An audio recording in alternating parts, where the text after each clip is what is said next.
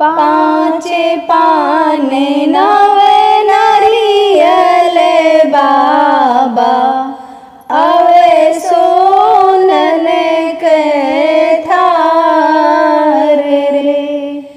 पाँचे पान नव नारियल बाबा अवे सोनन के थार रे। इतना तिलक बेटी के बाबा जे भेजे फेरी दिहल रघुनाथ हो। इतना तिलक बेटी के बाबा जे भेजे फेरी दिहल रघुनाथ हो।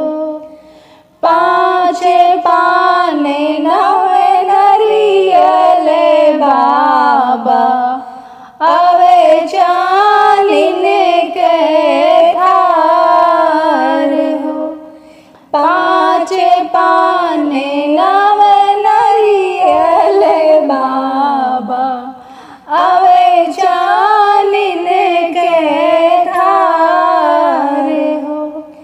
इतना तिलक बेटी के चाचा जे भेजे फेरी दिहल रघुनाथ हो। इतना तिलक बेटी के चाचा जे भेजे फेरी दिहल रघुनाथ हो। पाँचे पान नव नारियल बाबा अवे पीतरी के थार हो। पाँचे पान नव नारियल बाबा अवे पीतल के थार हो।